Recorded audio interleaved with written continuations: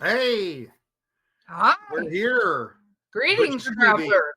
be? Threw me Greetings. off by the hi instead of the greetings, travelers. I'm like, what are we doing? Sorry, it's a late night. We've been in editing mode on our new book, and it's just been crazy, crazy, crazy. And we're running around grabbing pictures of all these haunted locations. And oh man. So is that your excuse for why you didn't do the proper intro? Yes. I'm gonna mark. Well, I'm making I've also a been note. on 8 shows in the last 3 days, so they've forgotten which show I was on. I'm the most important person in the world. Actually, we're going live with this. This is not going to air on our regular podcast till I think like the 16th, but we are a couple days away from heading to Squonk. So that's kind of cool. Yeah, we are super excited for you audio folks. Well, that will be in the rearview mirror, but we are packing and ready to go. We are going to be in the theater. I think we're the second speakers. We're right after Cryptids of the Corner. Buddy's there, Justin and them, they're speaking, and then we go. And our booth will be, we have table in the theater, but we'll also be right out front. So yes, 2 booths. It's super exciting. And then don't forget on the 23rd through the 25th, I will be in Louisville PopCon and you will be at Tampa Bay Comic-Con. So spread out across these here United fighting States. Our forces. Yes. Well, that and I can be rid of you for a weekend. So, win. Just teasing. I'm excited today. We get to talk about something really, really cool as we go into spooky season. Yeah, we are at that point. It's August. So it's August Antiquities. So we have somebody coming on that we have to talk to about making the most of your haunt seasons. We have this fine gentleman coming on. Oh my God. Hey. Tommy Bronto from Hauntscene. What's up, guys? I don't know. Do I have... Oh, wow. I come with my own sound effects. There you go. I love that. I need a little board that I can hit buttons. Bo, make it happen so I can get a little board to hit buttons. Phyllis is here. Yay. One of our favorite psychic and mediums is here. Now, Johnny, for those that don't know you, let's talk a little bit about Hauntscene and what you do. All right. So my name is Johnny Bronto. I am the host and CEO, founder of Hauntscene, or hauntscene.com or youtube.com/Hauntscene. Hauntscene on everything, plug. We are a travel show for everything haunts, bites, and frights. So we travel all over the country. Our home state is Florida, so we try to support the haunted attractions as much as we can in Florida. But my long-term goal personally is to visit at least one haunt in every single state. So far, I am at 122 haunts in 22 states. So we've been at this a little while. We're coming up on our 10th season right now, so that's cool. And then we're going to kick it off doing haunts here at the end of the month. You've already been doing some stuff. I mean, you were over in Texas just recently at the Texas Haunt Convention. So yeah, anytime I can go in the off season and couple a convention with a haunt, or especially a state that I haven't been to, it's awesome because I can get that state off of my list. So we got Texas. We went to Dark Hour in Plano, Texas, which was awesome. Shout out to the crew out there, but that was a lot of fun. Good haunt. And like us, you keep going through November.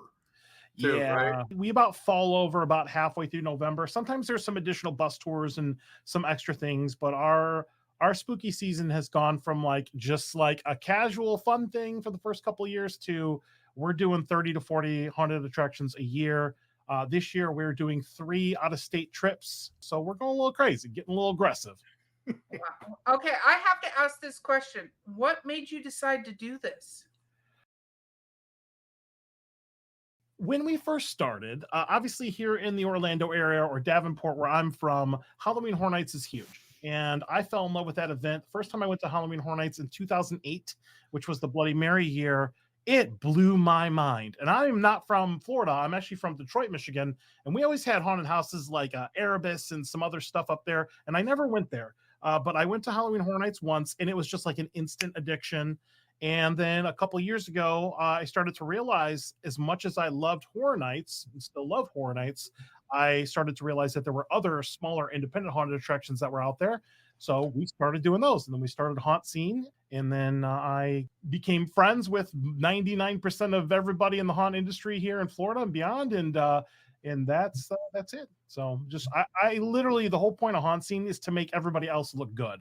We don't do this for me. I do this for them. Mark, you could take a lesson in that. Hey, I'll learn. I just know Johnny and I have similar tastes in shirts. The algorithm finds you quick when you do a lot of haunted stuff in Florida. Yeah, man. Harddaddy.com. Hit me hard. Yeah. Hard Daddy, we are looking for new sponsors if you would like to join. Hard Daddy, yeah, sponsor us too while you're at it. Yep. We can be paid in shirts. Yes, it's fine. Oh my gosh. Okay, so you have a lot coming up, but let's start with, if somebody wanted to hit multiple haunts like you're doing, what is your first piece of advice for them? Because you started somewhere, and I know now you're like leveled up, epic experienced haunter, but where would somebody begin to do this? Well, I'm not doing it, but where would somebody begin to do this? So what I would highly recommend is if you go to hauntscene.com, we have what's called the Florida Haunt Directory, where any of the haunts that are kind of on our radar, we put all their information there. And because we mainly want to represent Florida and support the haunt industry here. However, there is another resource out there that is really invaluable called the Scare Factor. If you go to the scarefactor.com, you can literally type in whatever state and it will show you all the haunts in that state. Tyler and Nora Prophet do an amazing job with the Scare Factor, so I would check that out. That was what really helped me start to get to these haunts. I had a lot of like big name, like bucket list haunts on my list. Actually, Dark Hour was my last one. Like I've hit all the haunts I've ever wanted to go to. I still got 20 something states to get to, but like all the major big hitters that I wanted to go to, I've already kind of done. So something like the Scare Factor can really help you when you're going to look for new haunts to do. We have some kind of rules about like how we travel and how much time we want to spend on the road and trying to hit one haunt that's near another haunt so we can do multiple in the night and all that stuff. But really, it just takes practice, I got a question. When you do multiple haunts, because I saw a really interesting thing, because we're working on our book and we do mention some haunts in some places that people can go to. I did not go to them. One of the things that they said, though, which I thought was really cool, is only come if you want to be entertained or scared. Do not come to like push against whatever is coming, right? So what is your philosophy on that? Because I'm sure you're not scared at every single one or whatever it is. So how do you approach a haunt? Here's how I approach every single haunt. Every single one, whether it is a big box haunt or a small haunt or a medium-sized haunt or a theme park, whatever, I recommend going into every single haunted attraction with an open mind. You are there to have a good time. Let it happen, right? If you are comparing haunt A versus haunt B versus haunt C, you are literally missing the entire point. Go. Everything is a self-contained thing. Go have a good time, do your stuff. I'm not a fan of like haunt reviews because everything is different. Like it's like if I ate 20 different cheeseburgers, which now I'm hungry, like everyone has its own thing for every person. So it's kind of like, you just gotta, I don't know. I just love haunts. I don't care if they're big or small, 5 minutes, 10 minutes, an hour, whatever. I've seen everything, They used to bug me back in the day. People would compare Hellview to Busch Gardens and what are you doing? And Horror Nights. I'm like, they have millions of dollars. We found stuff in yards behind garbage dumpsters, right? And built a charity haunt. So, but no, that's always the thing, and it's always subjective. But also, I would go touring haunts myself, and you would go to one super awesome haunt that was millions of dollars, and then you go right around the corner, and some guy's got black tarps with string and little kids running around scaring people, and sometimes I got better scared there. You never know. It's all subjective. One of the best scares I've ever seen, and by the way, I still get scared of haunted houses. I mean, the reason I get scared now is because I'm always looking at like the scenery and the lighting and like, oh, look at that, and then they murder me. So I've actually made it worse on myself because I'm not preparing for the scares. I'm too fascinated with the actual design of the haunted houses. But one of the best scares I ever saw it was just black tarps and it was just a light. And it was at Dark Manor, which is in the Northeast. Awesome. And literally, Melissa and we walked into like a tarp tunnel. It was pitch black. At the other end of the tunnel, there was a Michael Myers, and he hit a flashlight, and the light was on his face. And then we're like, oh, cool, Michael Myers, whatever. And then literally he started walking at us. And right before he got to us, he turned the flashlight off. And like Melissa just like crumpled like a wet noodle, man. It was great. But like something as simple as that. One thing I really like about smaller haunts is they tend to be more inventive. They tend to do more with less. And no offense for like a Halloween Horror Nights or whatever, because I love Horror Nights, but they kind of have it figured out. I don't want to call it formulaic, but with Halloween Horror Nights, a lot of the same stuff is if you've been going long enough, you start to see the same effects, patterns, things. They have it figured out to maximize the entertainment and get as many people in there and make as much money as possible. God bless them, you know, but that's why I love the little guys. Yeah. No, it makes sense because I think there's a theatrical part of it. And then there's whether or not it resonates on a core level. The haunters that we talked to. I mean, we had oh my gosh, his name just escaped me. The moment I say this, Mark will say his name, but he was on, and one of the things he said is you target the young white dude in the group and scare Leonard Pickle. Yeah. Oh, Leonard Pickle. Yeah. Leonard Pickle. Yeah. Big fan of the pickle. Yes. He's been friends for one a of the long great entrepreneur. Yep. That was his term. Yes, but one of the things I thought that was really interesting because you go, part of it I would think too is what at your core scares you, because some things kind of might be meh, you know, like no offense, an ER nurse or something like that may go through one and there's blood and guts and think, cool, this is another day at the office. But you throw a spider into that mix and it's game on, right? Everybody has different phobias. Everybody has these like inherent primal fears. For me, for example, I'm not really into clowns. Like clowns are actually like they're like a negative for me in a haunt because it's just like it doesn't really do anything for me. But some people have coulrophobia and they are deathly afraid, uncontrollably afraid of clowns. So there's stuff that I don't like. Like I'm not a fan of like puppets and dolls, and that stuff kind of gets under my skin a little bit. But like clowns, One of the things that was always, I was like, never doing clowns. But then every exit interview we did was like, what you should put clowns in. You should put clowns in. I was like, clowns in. Really? Okay. So we did. What are your top must-dos? You said you hit your bucket list already. Give us your top 5 if you can. Top 50? Top 50? All right, All we got right. top 50. So Yeah. I mean, there's so much good stuff out there, and I'm gonna start just, and I'm gonna leave stuff off, and I'm gonna feel real bad. If you put a gun to my head, and I was on a desert island, and you could only build 5 haunted houses, okay. Obviously, Netherworld's amazing. I love Netherworld's like the Disney World of haunts. It's amazing. I absolutely love Hell's Gate in Chicago. John LaFlamboy, amazing. Zombie Arm Productions, shout out. I loved Eloise. Eloise is in Michigan. That was awesome. The 13th Gate in Louisiana. That was awesome. Dent Schoolhouse is amazing. Haunted Overload's amazing. Penhurst Asylum is amazing. I can't stop. It's like Pringles. It's like there's so many out there. And I know that I'm like missing a million of them. Dark Hour we just did was awesome. Every haunt has its own DNA and its own personality. So it's like picking a favorite child. Right. And, or a favorite pet. I didn't mean to put you on the spot there, but it was one of those. I wanted to make sure we got some of the big ones named. Yeah, I mean, there's so much stuff. See, these were my bucket list things. These were the ones like I had to do.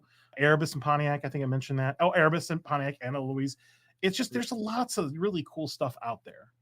I know one year you guys did the Hell House tour where you were the blue skull mask from that movie. For those that don't know it, there's a movie series where they're trying to find the ultimate haunted house. It's this legendary haunted house, and you have to wear a blue skull to get there or something. Skeleton. The actual movie is called Houses October Built. And there are 2 of them.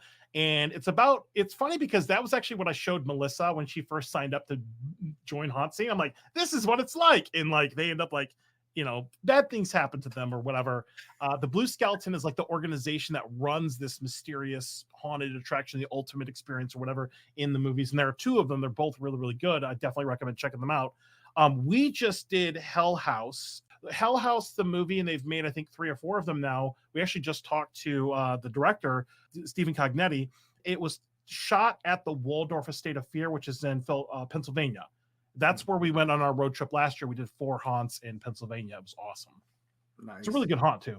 We're heading to Pennsylvania this weekend for Squonk. Not the same level of scary. A Not crying different, chicken, different type, not but close.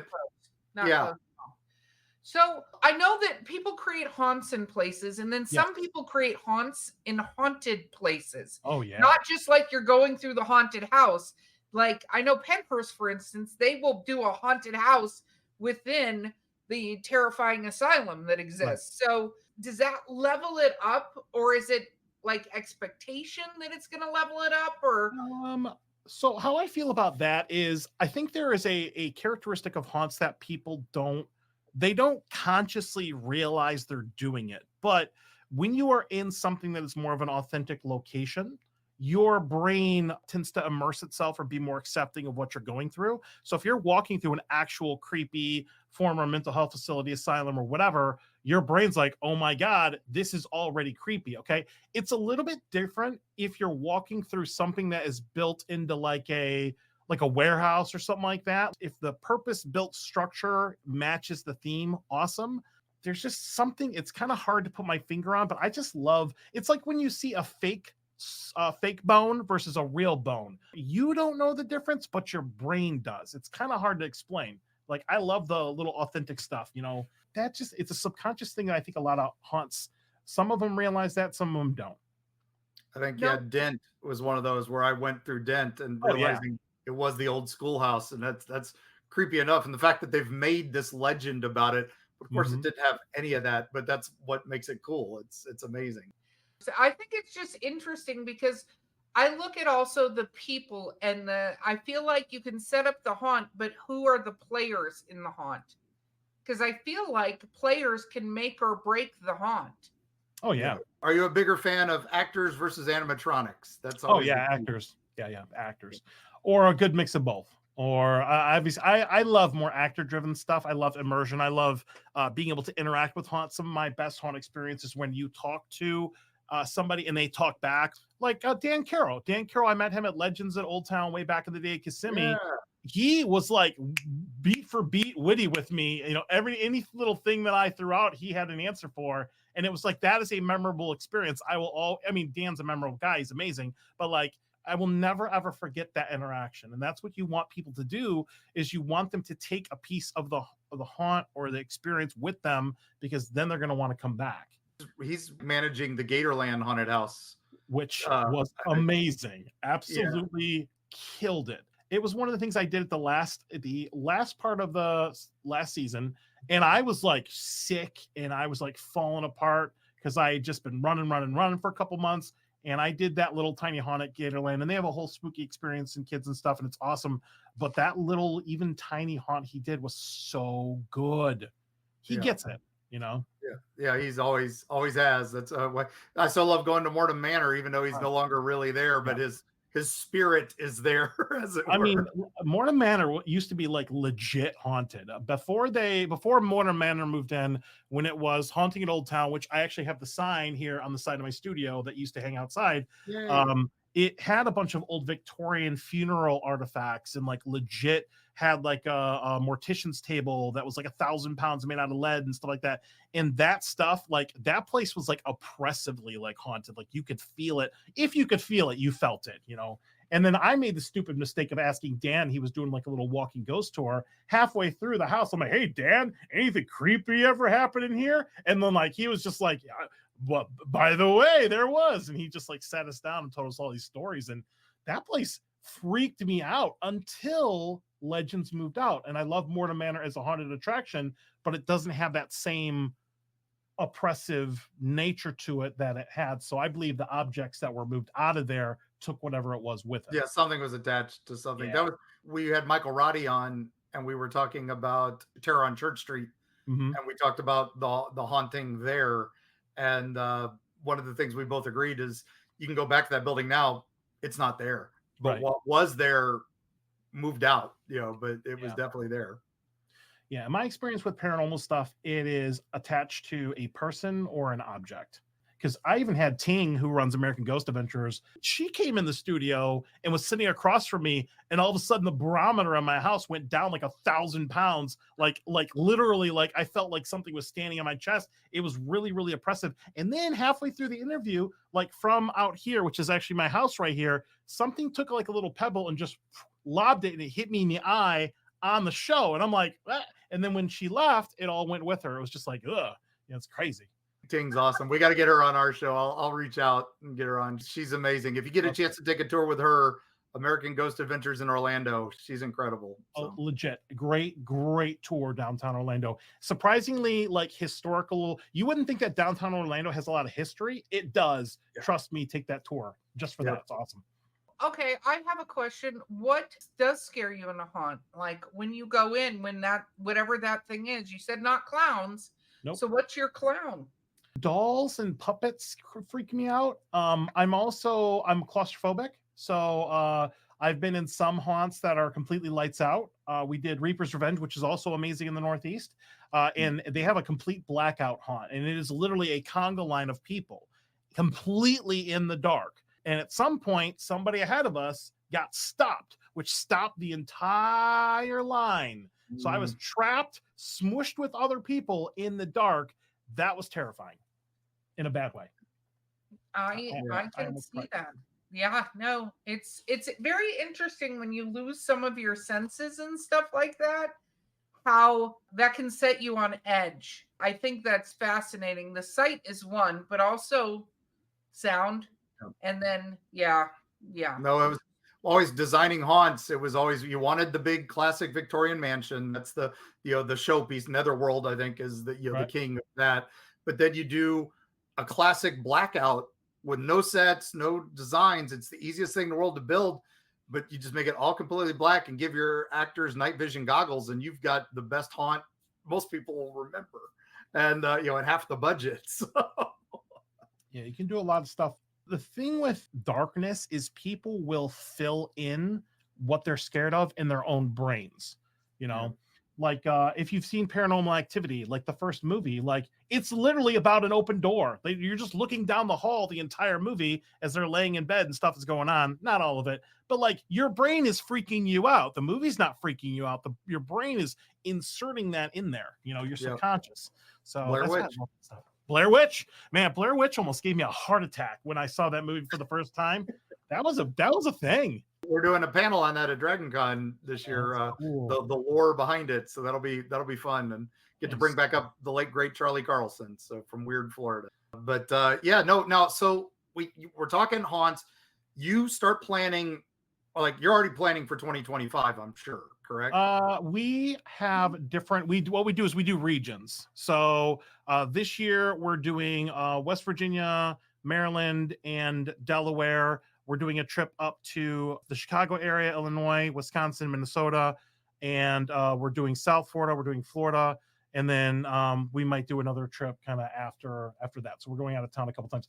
Usually, I try to go in like a radius. Sometimes that's how we get to do repeat haunts is hitting those highlights up again. We already have plans of hitting up Spooky World and some other things up there in the Northeast next year. So that's the plan. What about west? Have you gone west? The furthest I have been personally for a haunted attraction is Texas. Just got back. Melissa has been to California for Horror Nights and Knott's Berry out there. She's also been to Japan for Horror Nights as well. So she's been further west than I have ever been yet, and we'll get there eventually. Wow. Nice. So what is haunt season? Like, what do you consider haunt season? Well, we do our show. We do our guest show typically from April, May, June, and July. So we have guests on, usually three shows, a live show on Tuesday nights. And August is what we're in right now. That's our haunt preview month. So we preview 2 haunts a week, typically, just showing what the new themes are, give away tickets, all that stuff. And then at the end of August is when the haunts start. So our season goes from the very end of August, which is typically right around when Horror Nights begins, because that's the first one that opens, and then all the way through September, all the way through October, and then usually the first weekend in November, unless there's something special that happens after that. And then we take a very needed breather for a few weeks. And then we have Christmas haunts at like Sir Henry's 13th floor, Jacksonville, that kind of thing that we do in Florida. What do you think the biggest difference, because we're going to take a pretend break, I like to call it, in a moment here. But what do you think the biggest difference is between a Halloween type haunt and a Christmas type haunt, or the holiday type haunts? Well, I think the full effort of everything goes into Halloween. That's when you're going to get probably the best experience. When it comes to doing some off-season stuff or Christmas, I love spooky Christmas stuff. I love Krampus. I love all that stuff. And then sometimes it's just nice to scratch that itch in the off season, which is why I love Morning Manor at Old Town, because it's open all year, plug, plug. But I love it during the season. Thankfully, I love Hauntscene. I love it. This isn't my full-time job. I do this is for pure fun, to support the haunts and to promote them. I get a chance to kind of back away a little bit and take a mental break for a couple months. And then usually when Transworld starts a big Halloween haunted attraction convention in St. Louis, that's usually when my brain kind of fires back up early in the year. Okay, so we're going to take our pretend break right now, and then we're going to come back and we're going to talk about your personal paranormal experiences, which should be fun and creepy. We'll be right back after this message from our sponsors. After these messages, we'll be right back.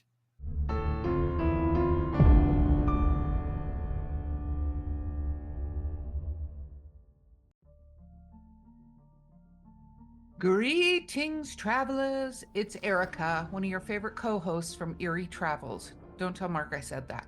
But I wanted to offer you a very unique opportunity. You can always advertise with us here at the Eerie Travels podcast or on one of our live shows. If you're interested, you can email info@eerietravels.com or go to our website, eerietravels.com, and use the Contact Us form. We would love to hear about your great product and be able to share it with all of our travelers. And don't forget, as Mark always says, we'll see you on the other side.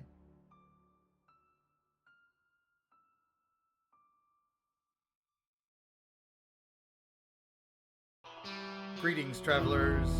Now available on Audible and other audiobook platforms, Eerie Appalachia.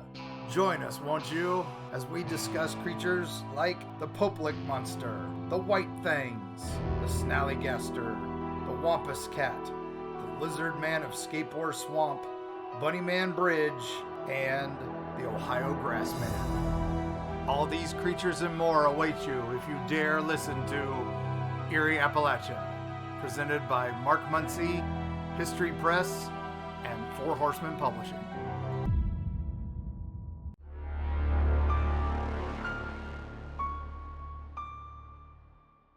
Okay, now we're back. Yeah, the producer's head just exploded behind the scenes. I love it. I love it. But I love that. Look, I know you she did keep that? that in. That was up. yeah, no, she's leaving that in completely. We're going to get copyright struck because you nailed that, man. You're welcome. So, okay, where do you want to go talking about your own paranormal experiences? Where do you want to begin We that? can go anywhere. I grew up in a haunted house. I've been Let's around start this there. Okay. Haunted house one grew up in. Take us there. Way back machine time. Let's go. All right. So I grew up in a haunted house. And I don't know how this works. Like if I put the address out there, people, what if they look it up? What if the current owners, whatever? Just give us the vague town. That's all you really need to do. I grew up in a little city called River Rouge, Michigan, which for Michiganders, we do this with the mitten. It is right south of Detroit. Yes, yep. I am a city boy born and raised in South Detroit, right? Yes. So yeah, I grew up in a haunted house. I was the oldest of three kids. And I remember stuff. Obviously, with my mom there and my stepdad there, they probably remember a couple more details. But like, I have memories of just never feeling like I was ever alone. Like it was always just like, even when I was alone in the house, it always felt like somebody was there. It always felt like you always had eyes on you, which is weird. We had a basement, it had a coal bin. That was super duper creepy. And then at some point in my upbringing, my family, it was an actual 2-story building and it was apartments. It was a top floor and a bottom floor. Had a stairway in the front of the house, stairway in the back of the house. And I guess when my mom bought it, they decided to make it all one thing, right? And at one point, they the back upstairs was originally like a little open-ended storage area. It had windows. And at one point, my mom or my family, we decided to remodel that, close those windows off, and build like a bathroom. So it's completely sealed off or whatever. Apparently, that's when all the stuff started to happen. I guess they had brought in some folks, some psychics, mediums, and they were like, you closed off some sort of portal or something like that. Things are now stuck here, right? So some of my experiences that I remember vividly, and this is, I mean, a couple decades ago, I'm 40 years old. We are also both years old. So we understand. We understand. But I remember things like coming home. My mom had all these like candle sconces on the wall. We came home one night, all the candles were lit. Weird. My mom freaked out, like, hey, don't burn this house down with my kids in here. I do remember my mom, she did hair before she was a teacher, and she had a beauty shop where she would do hair in the back room of the house, and it had a drop panel ceiling with the panels up there. And normally, if a panel's going to fall, it would just be one panel. Well, apparently, the entire ceiling collapsed all at once on people in there when she was doing hair one day. I remember laying in bed. I used to have very vivid night terrors, and it would be like dying, getting eaten by jaws or whatever. But I remember I was laying in bed one night, and I was looking at. I used to have one of those big Crayola watch clocks, right? Oh yeah. I remember looking at it, and there was just a little bit of light in my thing.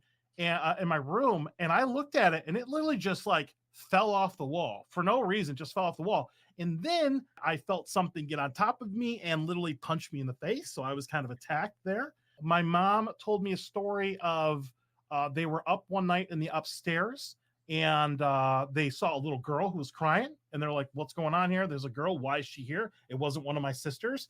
And they went to hug her and try to take care of her, and then she was just gone. Weird. Probably my most vivid memory, and this gives me chills, is my room was at the top of the stairs right to the right. And it was an old, creaky, turn of the century, 1900s house. And when somebody was coming up the stairs, you could clearly hear them, right? Crunch, crunch, crunch, crunch, crunch, come up the stairs. Made a lot of noise, both in the front stairway and the back stairway. So I'm a stupid kid. You know, I'm probably in my 8 or 9 years old or something like that.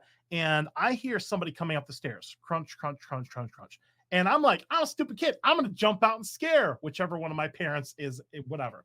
So like, it was weird, man. It was like crunch, crunch, crunch, probably like 20 stairs coming up. And when they got to like the last couple stairs, that was when I knew to time it to jump out at them. Literally, it was a heavy, heavy steps on this old wooden staircase.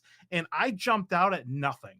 Like, it was just like, what? And it was just like, it was like, it's hard to really explain, but I was hit with nothing. Like, I felt nothing hit me. And it was, that was super duper creepy. And just all kinds of other little stuff. And it's weird because even as I have been, you know, once I grew up as an adult, I always have kind of weird experiences with people and things. And some of my senses go a little awry. I've seen full-on apparitions.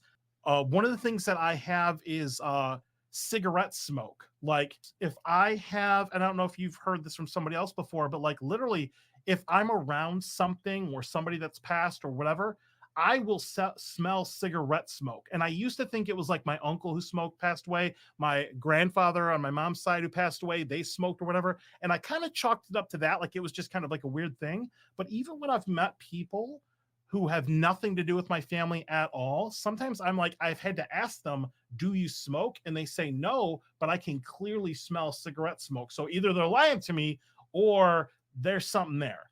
And it's stuck with me my whole life. That sounds like some sort of protective spirit that's with you.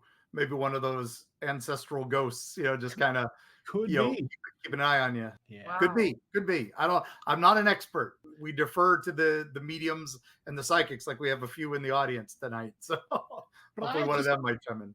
Yeah, I've always had just weird experiences. Like, I get weird senses off of people. Sometimes I can't like explain it, you know, like it's like something will happen and like it doesn't affect me when I hear about it because I already assumed it happened or I know it happened, which is weird. But like little things like that. It's been around like it's been like that my entire life. We don't really get into a lot of the paranormal stuff on the Hauntscene show, but me personally, these are the things that I've experienced. Well, you and I we took a bunch of YouTubers to our friend Chrislin's Wonder House. Oh yeah. Arto. and we were there for a preview night because she sets up a nice little Halloween tour, and that place is epic as is. And she's brought in tons of haunted objects and stuff like that. And then you and I were kind of standing over to the side, and the YouTubers were all filming her talking about this one area. And you and I overheard like a voice between us. And we just kind of looked at each other and we're like, wait, did you hear that? Did you hear that? And we were the only two people who heard it in the whole building. And it was loud. It was not you could always, out of your peripheral vision, always see somebody looking at you. And she mentioned that on the tour, which really stuck with me. So yeah, that was old Conrad Shuck, we thank himself. But yeah, that was, oh man, that night, that was the first time I was like, hey, Johnny can hear him too. So not just me. All right. That's always try to do that, folks, when you're out with a team or investigating a place. Verify with somebody else. If you were the only one who heard it, doesn't mean it didn't happen. But if there's somebody else, you've got verification. That makes all the difference.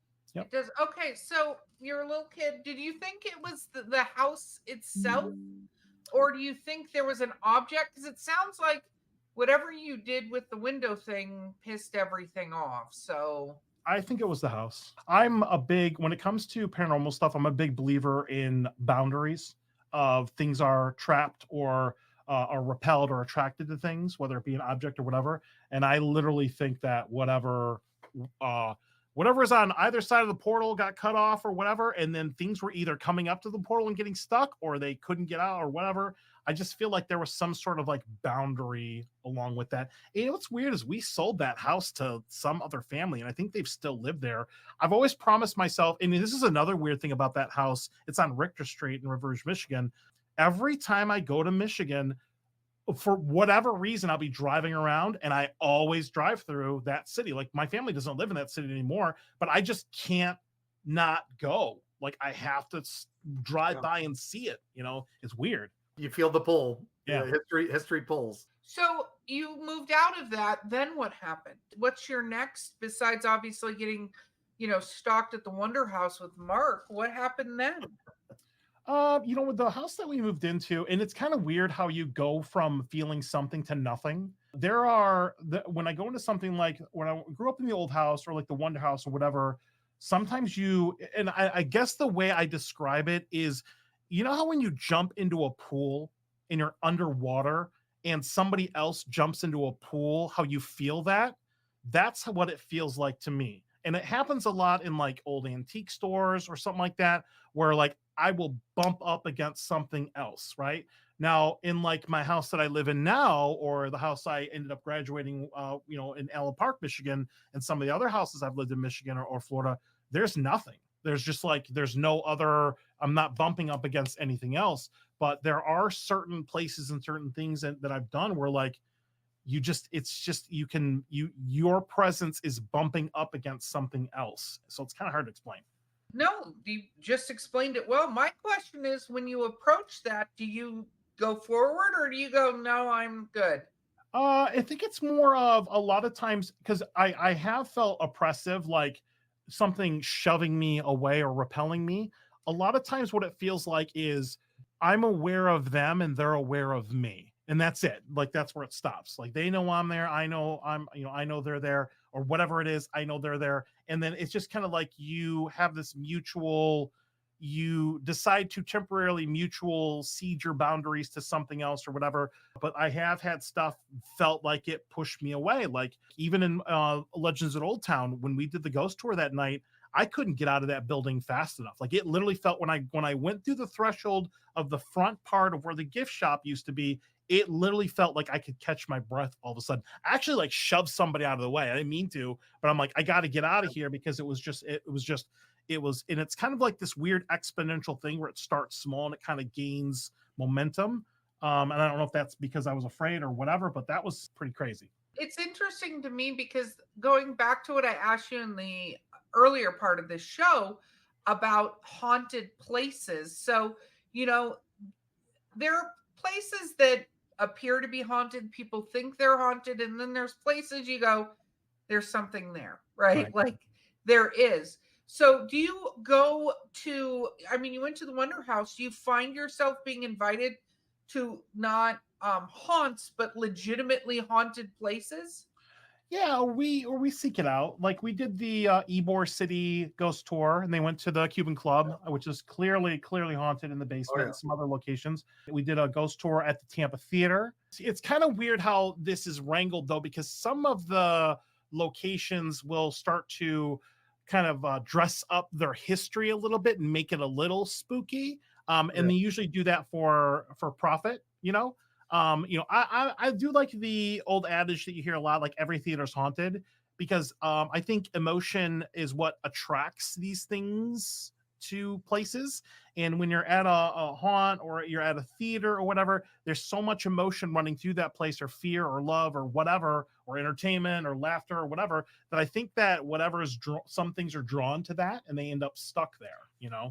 I don't disagree with you. And we talk a lot about how there's you do enough manifesting of something, you'll get some, whether it's what you thought you were manifesting or not, something is going to arrive and be like, hey, how you doing? I don't poke the bear. Like, that's something I don't do. I'm not going to be one of those people that's like out there messing with the Ouija board or any of that stuff. Like, I'm good with that. Like, I feel about that the same way I feel about like bungee jumping or diving with sharks. I'm never going to dive bungee jumping because I'm not going bungee jumping. I'm never going to get eaten by a shark because I'm not going in the ocean. Like, there's certain things that you can kind of help, and I am deathly afraid of going to one of these places and bringing something back with me. I always do a very calm conversation before I enter my house again.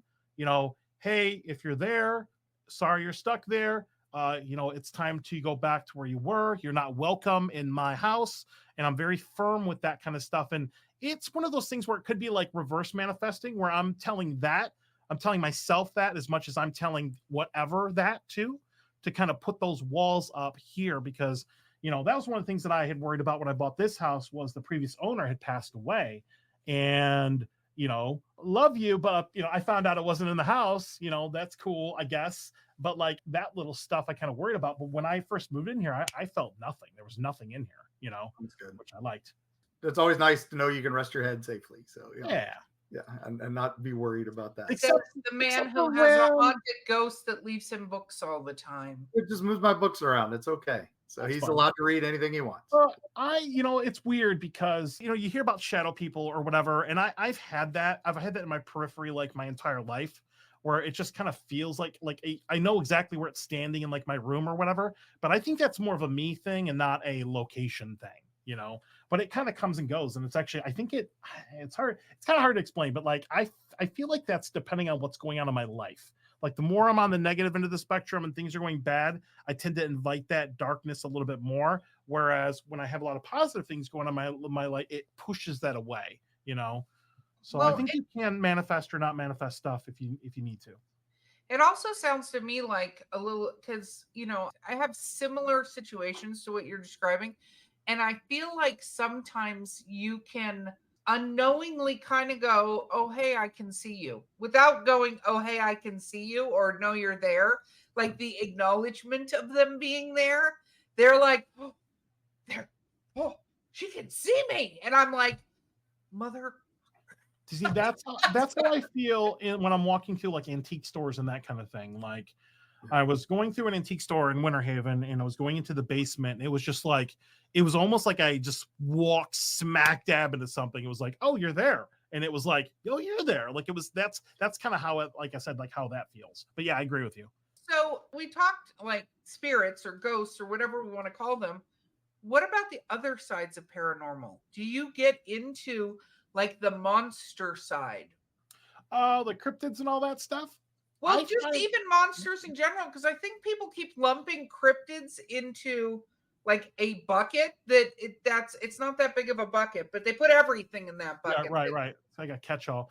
Yeah. I don't know. I find that stuff kind of fascinating. I just don't have a lot of experience with it hands-on, But maybe if I read all of Mark Muncie's books, I would know all the things. I'll send you that $1 off camera here. So No. All right, back to haunting. Then let's go back to regular haunts. I had one more question because we talked about monsters, but we didn't talk about aliens, and then we can go back to haunting. What about aliens? So it's a tall order for me to think that we are absolutely alone in the universe. The universe is a very vast place, and I think it's a little egotistical to think that human beings are the only species that exists on our level in the vastness of space. Like, to me, I would imagine just by monkeys on typewriters typing out Shakespeare chances, there are aliens out there. Like, cool. I don't have any personal experience with that stuff. I will tell you, though, one of my goals is to subconsciously convince every haunted attraction in Florida to do an alien abduction trail, and I have been successful on several occasions, so I'm going to keep that going. You're the alien, I'm telling you. I just don't have a lot of hands-on stuff. I mean, I guess I'm not vain enough to think that we're at the center of the universe, but yeah, I love aliens. I mean, I love the movie Aliens. Oh, well, number one, super excited about the special edition box set that's coming out that I paid for, and I'm not even gonna be sad about that at all. So, okay, Mark, go back to haunting. Back to haunted attractions again. We got to bring it back around full circle before we wrap up. We still got a little bit of time left, but okay. So back to haunted attractions. You've set your goals for the year and all that. Now let's say somebody at home is wanting to, go hit a haunted attraction, and unlike Erica, who will punch actors that jump out at her. Oh my God. Yes, it's a problem. I don't go in. I'm aware. I'm very aware of my problem, so it's fine. I have that, that fight or flight. It's fight. It's 100% fight. Honestly, though, you bring up a good point, because I do get questions like, "Hey, I want to bring my kid to a haunt, or should I invest a $200 on a Horror Nights Express pass for my kid who's never been to a haunt and doesn't like scary movies?" The answer is no. The answer is you need to ramp them up to see how they react to stuff. Like, go to Morna Manor. Morna Manor is it's an awesome haunt itself, but it's like training wheels. If you're talking about big stuff, you can totally do that. And it's open all year, and if they don't like it and they quit, you're out $10 as opposed to $200, Yeah, so we got up here, we've got Gatlinburg's Mysterious Mansion, which I want to go to. I haven't been there yet. Another classic's been around for decades, open all year, and they do a big Halloween event. As of course, they ramp it up at Halloween. And I always tell everybody, if you got a kid, go during the summer when it's still a little tamer, and then ramp up.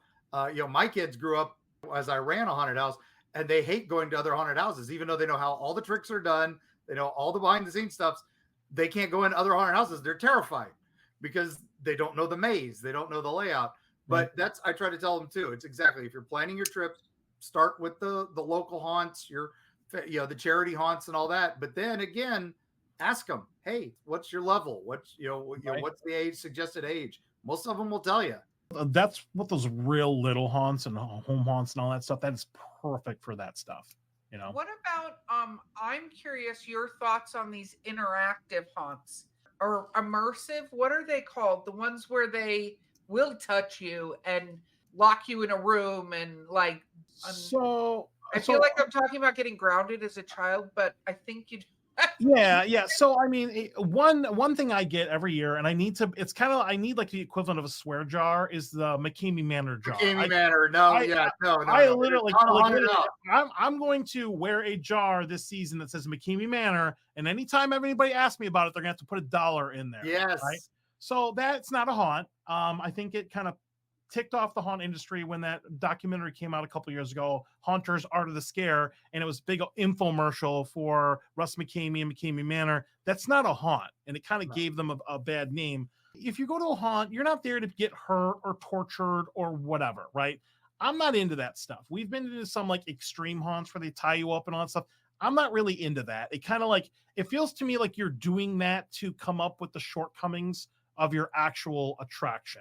Or that's the style of haunt you want to run, that's fine, whatever. I'm not taking anything away from anybody, but I do love immersion. I love being a part of a story, or being able to interact with characters, or having a more intimate experience, or maybe not understanding the whole story. Like Scott Swenson does the Vault of Souls in Tampa at the Vault, and it's it is a completely open-ended type experience, and you are going to come away with what you put into that event. My first year that I went to that, I literally turned over different rooms and looked through a bunch of stuff. They had to kick me out after 4 hours. I was trying to talk to every character and do all these things. Well, not I was supposed to. You were non-verbally communicating with all of the characters or whatever. And there's like little mini games and all that stuff there. They've streamlined the experience a little bit more, but like I love that stuff. Whenever you can marry theatricality with haunted attractions and put your guests in the middle, that is amazing. And it's cool because like a guy like John LaFlamboy is like a theater nerd, theater kid, and I mean that in a loving way. It's more about that theatrical presentation along with the scare. It's an experience, not just boo holes, you know? Well, that makes sense. Okay, Mark, go ahead. My last one for me is so for a haunt, do you need story, or do you just like to go and experience? Here's the thing about stories, and I love you haunts, and I actually struggle with this in the beginning. You would go to a haunt and you would read a 4-page dissertation of the characters and how they're all related to each other or whatever, and that's great. However, when you're on site and you're in line, you might read the synopsis of it, whatever. But if you ask somebody, hey, what was in that haunt? Tell me about the story. There were werewolves. There were vampires. There were aliens. There was a redneck chainsaw group, or there was these crazy cult people, whatever. I don't think that people are going to remember the story beat for beat. However, I did ask about this, and I think it was actually Scott Swinson answered this for me. I asked him about story, and the story, even though you're going to put it out there for those that are interested, because you are going to have your hardcore fans, a lot of times the story is what you use when you're a creator to put the guardrails on what you're creating. If I write out the story or synopsis of my haunt and it's about like this crazy cult, I'm not going to put aliens or clowns in there because I've established the boundaries of that story with what I've written. So I think the stories themselves are cool for the hardcore people, but I think it's more of the hardcore people and the haunts themselves. I think the general public probably doesn't really get that part of it, but it's still a necessary component to any successful haunted attraction. I'm going to ask a final question and then it's shameless self-promotion time. What is your absolute favorite jump scare? So, I love things that are not horizontal. I love scares that are on top of you or below you. We were doing Brighton Asylum, which is in New Jersey, and they had this little walk-up area, and the floor, when you look down, was like this lit plexiglass. It was cool when you're walking over it until the character started like banging on the glass from below you. It is not something your brain can really process, especially when it's new. And I love when things kind of come at you from different angles or inventive angles, or come around things or whatever. A Petrified Forest in Altamont Springs actually does a really good job of this. Like, you are not on a flat plane when you're walking through everything at a Petrified Forest. They do a really good job about hitting you from different angles. So I really think it's about the angle and about the design of the scare. I think that's probably it. Makes sense. Makes sense. See, I asked a question about the thing that ends up getting people punched. Yeah, well, you got to know your limits. Yeah. No, I trust me. When I hit that point, I was like, I had my picture up at both Universal and thing. Well, in my defense at the Universal one, because I'm not going to talk about Hollow Scream and Busch Gardens where it started, but a guy jumped out with a chainsaw from a bush like 6 inches in front of me. Uh-huh. You paid for that, right? I know I did. He did too. Technically. Did you get a police report? No, I apologize profusely. Second it happened, I was like, okay, you guys go in the house. I'm gonna wait outside. The difference at Hollow Scream is they have scare zones. So I had to walk out with my eyes closed and just have somebody lead me because again, it was a 3D thing where it was like this. It was a blacklight haunted house, and there was a furry white thing against a furry white wall. Oh yeah, I love that. Came out like 3 or 4 inches in front of me, and too close in the danger zone. But that's me. I'm aware of my shortcomings. This is not the place for me to be. Even though Mark keeps trying to convince me to go, I'm like, I'm trying to drag her to Netherworld. That's the only one I really want to get her through.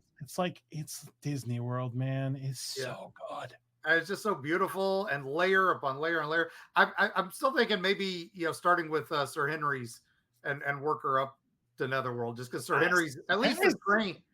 the trail ride. That way she doesn't have to worry about things jumping out at her too much. Yeah, a good place to No, start. it's whether or not they jump within this distance. That's the if you guys don't jump within that distance, we're good. I'm not going to chase you. I'm not. That's not my game. Wow.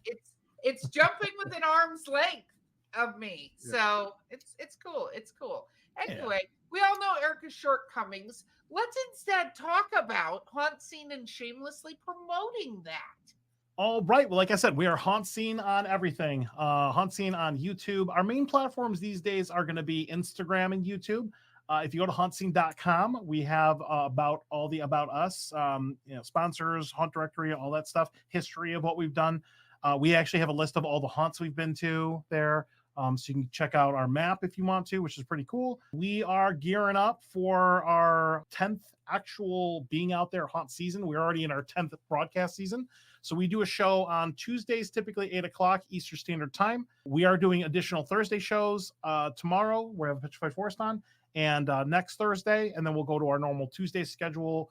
And throughout the season, the Tuesday shows will talk about what we experienced the previous weekend. So if we go out to South Florida, the show that Tuesday afterwards will be about that trip down there. And we carry that all the way through the haunt season, no breaks.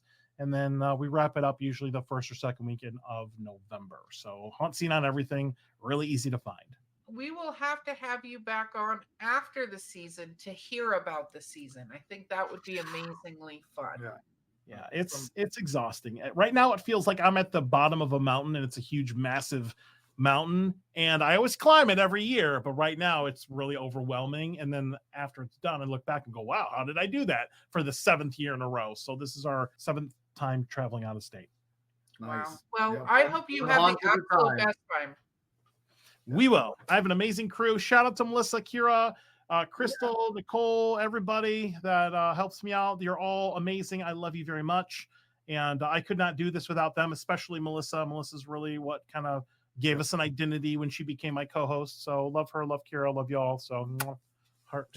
Okay. We love them all, and we love all our haunters, haunt owners, and all that out there. So Love them all. One we big are all, happy family.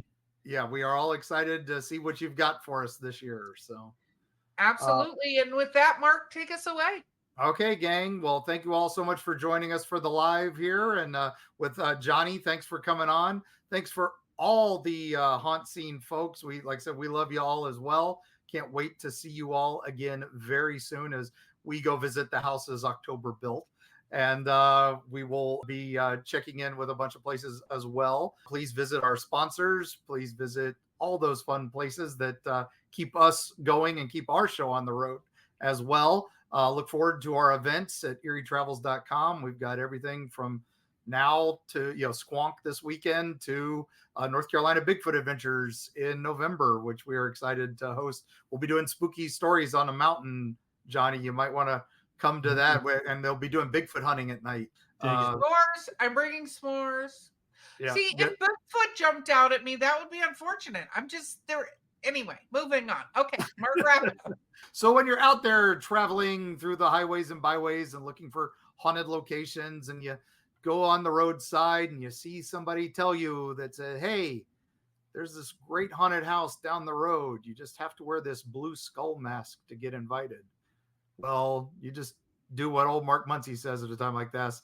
Roll your window up and just keep on driving and go ahead and visit someplace like Netherworld or one of the ones that you paid your dues. You're on your way, and we'll see you on the other side.